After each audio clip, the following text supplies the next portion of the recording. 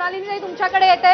उद्धव ठाकरे आमच्यासोबत आल्यास त्यांचं स्वागत आहे असं वक्तव्य चंद्रकांत पाटील यांनी केलेलं आहे। चंद्रकांत पाटील यांनी याआधी सुद्धा अशा आशयाची वक्तव्य केलेली आहेत आणि उद्धव ठाकरे आमच्यासोबत आल्यास त्यांचं स्वागत असल्याचं वक्तव्य चंद्रकांत पाटील यांनी केलंय।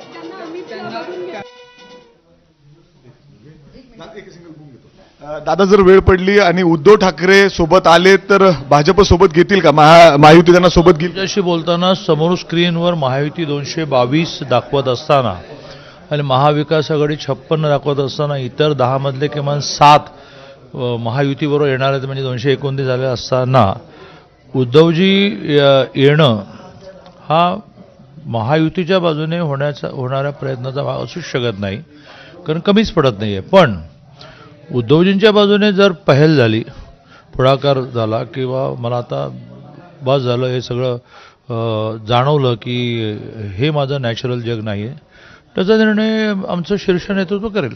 म्हणजे जर ते आले पुढे तर भाजप देखील त्यांचा हा म्हणजे जर पुढे आले त्याचा निर्णय आमचे केंद्रीय पार्लमेंटरी बोर्ड करेल। पण स्वागत असेल त्यांना हे असं आहे की तुमच्या अर्थाने, म्हणजे अर्थात ज्या पद्धतीने तुम्ही बोलताय थोडंसं पॉझिटिव्ह दिसताय तुम्ही। नाही, हे बघा, 19ला लोकांनी कौल दिलेला असतानाही त्यांनी वेगळी वाट पकडली, याचं अनेकांना दुःख झालं असेल, मलाही दुःख झालं।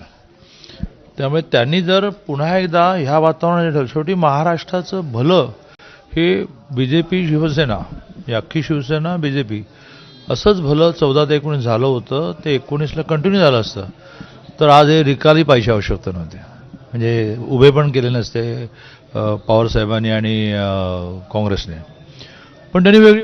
मला असं वाटतंय की चंद्रकांत पाटील यांचं वक्तव्य आलंय, कमेंट घेऊ। चंद्रकांत पाटील असं म्हणतायत की जर उद्धव ठाकरे आले तर त्यांचं स्वागत आहे आणि मग त्या